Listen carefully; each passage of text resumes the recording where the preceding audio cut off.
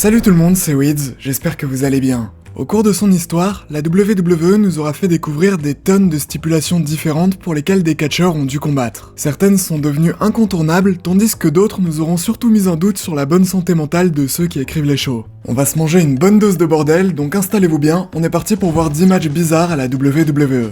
Numéro 10.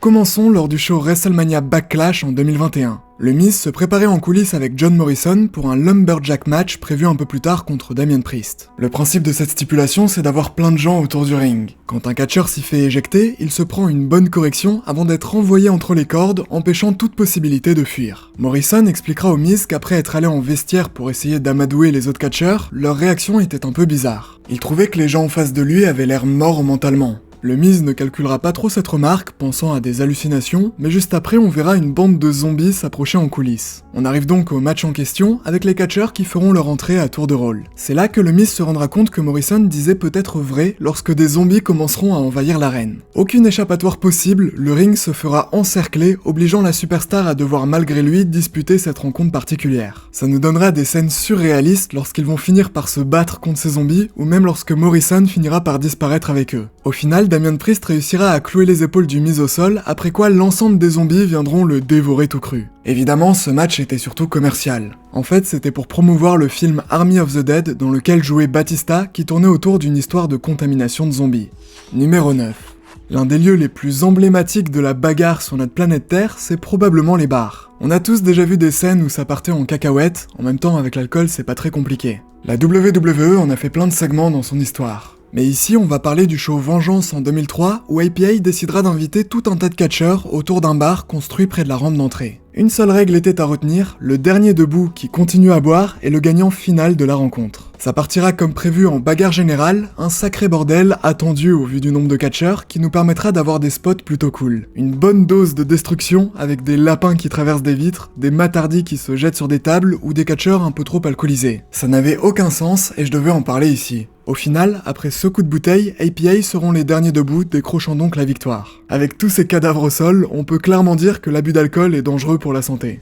Numéro 8. Quand on parle de matchs bizarres, on doit mentionner ceux qui salissent physiquement. Je pense à cet épisode de l'ECW en février 2008 qui verra CM Punk affronter Chavo Guerrero dans un match. Les deux hommes vont très rapidement se diriger dans le public avant de carrément sortir de l'arène, se retrouvant ainsi sur la route. Un danger qui n'arrêtera pas leur bagarre et après quelques minutes, CM Punk parviendra à faire un GTS pour envoyer Chavo dans le golfe du Mexique. Il décrochera ainsi la victoire de ce match bien particulier pendant que Chavo avait l'air de se noyer à côté. Bon, à la limite ça reste de l'eau, ça va. En décembre 1995, Triple H n'aura pas tout à fait la même chance. Dans l'arène ce soir-là se trouvait un enclos à cochons, bien trop dégoûtant pour un homme distingué comme il l'était à l'époque. Son adversaire du soir sera Henry O'Godwin et le seul moyen de gagner était de jeter l'autre participant dans l'enclos. Par chance, Triple H parviendra à décrocher la victoire, mais ne pensez pas pour autant qu'il allait s'en sortir si facilement. Non, il va à son tour être soulevé puis relâché, histoire de goûter la douce saveur du sol cuisinée avec amour par ses cochons. N'arrêtant pas de glisser, le catcheur finira recouvert de la tête aux pieds dans ce match bien bizarre, faut le reconnaître. Numéro 7. Dans le catch, la base normalement c'est de combattre sur un ring. Après on voit souvent des stipulations qui s'y déroulent ailleurs, mais c'est toujours à minima sur une surface stable, genre le sol. Et oui, si je dis ça c'est qu'un match a déjà eu lieu sur un véhicule en mouvement. On remonte au show Uncensored de la WCW en 1995. Le frère de Cody Rhodes, Dustin, se retrouvera dans un King of the Road match contre Blacktop Bully. La particularité étant que l'affrontement se déroulait sur la remorque d'un camion en train de rouler en même temps. Ça n'avait juste aucun sens de base, surtout que pour gagner, il fallait essayer de grimper vers l'avant pour enclencher un klaxon. C'est finalement Blacktop Bully qui réussira à se débarrasser de Dustin et décrocher la victoire juste après. Petite anecdote d'ailleurs, ce match conduira au licenciement de Dustin Rhodes. En fait, à un moment, il va utiliser une lame de rasoir pour se faire saigner, ce qui était contre le règlement de la compagnie à cette époque. Comme le combat était préenregistré, le montage sera fait de sorte à ce que l'on voit le moins de sang possible à la caméra sur leur visage. Assez ironique qu'il soit viré après un show qui s'appelle Non Censuré. Enfin bref, par la suite, le catcheur sera recruté du côté de la WWF, devenant le fameux Goldust que vous connaissez certainement. Un personnage bizarre du début à la fin qui me permet de faire un pont pour parler de WrestleMania 12 en 1996. Le catcheur débarquera à bord d'un véhicule pour faire face à Roddy Piper le stoppant avec un jet d'eau et détruisant ses fenêtres à coups de batte. Les deux hommes vont ainsi s'affronter à l'extérieur de l'arène, nous proposant des moments plutôt cool, surtout pour l'époque. Car faut savoir que ça, c'est l'un des premiers matchs cinématographiques dans l'histoire de la WWE. Ces fameux matchs un peu plus artificiels que ceux en direct devant un public, mais qui offrent un peu plus de liberté. Au final, après une course-poursuite dans la ville, les catcheurs reviendront dans l'arène pour terminer leur combat sur le ring. Ça laissera place à ce moment complètement aléatoire où Goldust se fera déchirer sa tenue, nous révélant des sous-vêtements pour le moins étonnants, et Roddy Piper sera finalement le gagnant. Numéro 6. Vous connaissez certainement les matchs TLC. Tables, Ladders and Chairs, on parle de tables, d'échelles et de chaises. Sauf qu'il y a un autre objet iconique à la WWE, c'est l'escalier du ring. Combien de fois a-t-on vu ces blocs de métal être utilisés par les catcheurs? On ne leur rend pas assez hommage. Eh bien le show TLC de 2010 sera spécialement annoncé dans son titre comme table, échelle, chaise et escalier. Ce soir-là, on aura le tout premier Stairs match de l'histoire. Un combat qui ne tournait pas autour des tables comme ça existait déjà, un combat qui ne tournait pas autour des échelles comme ça existait déjà, un combat qui ne tournait pas autour des chaises comme ça existait déjà, un combat qui ne tournait pas autour des trois en même temps comme ça existait déjà. Tout se passera entre le Big Show d'un côté contre Eric Rowan de l'autre dans un match avec plein d'escaliers disposés autour du ring. Ça tournera autour de ces objets spécifiquement, ce qui en vrai est plutôt original. On pourra voir Eric Rowan construire sa muraille d'escalier qui va malheureusement se retourner contre lui après que le Big Show lui ait fait un spear avant de finalement l'écraser pour la victoire une fois de retour sur le ring. Puisqu'on parle du Big Show, on peut parler d'un match en 2005. C'était lors du show WrestleMania 21 lorsqu'il va se retrouver dans un match de sumo face à Akebono, un champion de la discipline. Ça ne faisait aucun sens de voir une telle rencontre sur un ring de catch et au final il s'y fera expulser, causant sa défaite. Numéro 5. On remonte durant le show New Blood Rising en l'an 2000. L'un des matchs de la soirée voyait Canyon ayant kidnappé la mère de Buff Bagwell affronter ce dernier. Si Bagwell gagne, sa mère est libre, en revanche s'il perd, sa mère devrait travailler pour Canyon. Comme si déjà là c'était pas assez, Judy Bagwell sera montée au sommet de ce chariot élévateur. Imaginez que vous devez combattre pour la liberté d'un proche. Bon, tout se terminera bien puisque son fils parviendra à décrocher la victoire avant de faire redescendre sa mère pour la libérer. Numéro 4.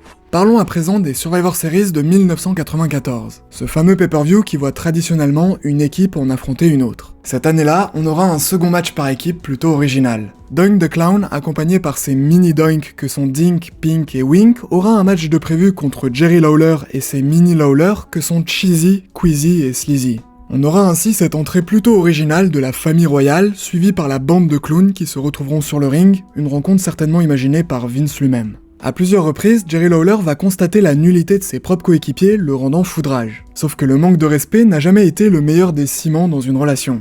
J'ai bien aimé plusieurs moments, comme lorsque le catcheur va recevoir une couronne Burger King pour se faire ridiculiser, ou encore ce moment lorsque Doink va mettre l'un de ses clowns sur ses épaules pour un duel. Naturellement, Jerry Lawler va relever le défi. Sauf que de son côté, il exigera l'inverse, que son coéquipier soit celui qui le porte, ce qui bien sûr ne va pas du tout fonctionner. Malgré toutes ces erreurs, sa team va décrocher la victoire, mais Lawler va couper court les célébrations pour les humilier. En essayant de les chasser de l'arène, ça va se retourner contre lui, puisque les clowns reviendront à leur tour en formant une alliance. Alors qu'il pensait avoir réussi sa fuite, en se retournant, Jerry Lawler se prendra une tarte par Doink the Clown qui mettra un terme à cette rencontre. Faut bien reconnaître que tout ça n'avait aucun sens et que ça méritait une place dans cette vidéo.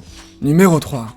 Durant SummerSlam en 1991, The Mountie, incarnant un membre de la Gendarmerie Royale du Canada, fera face au Big Boss Man, incarnant un officier de police américain. Si ce match est bien particulier, c'est pour son enjeu, puisque le perdant devait passer la nuit derrière les barreaux. La rencontre aura donc lieu et se terminera quelques minutes plus tard après ce slam du Big Boss Man pour la victoire. Ni une ni deux, The Mountie se fera passer les menottes et escorter hors de l'arène. À bord d'un camion, il se fera directement conduire en direction de la prison la plus proche, où après une photo en tant que détenu et une prise d'empreinte digitale, il sera jeté dans sa cellule. Pas de chance pour lui, le catcheur découvrira ses deux co-détenus, l'un étant complètement fou et l'autre voulant lui faire l'amour.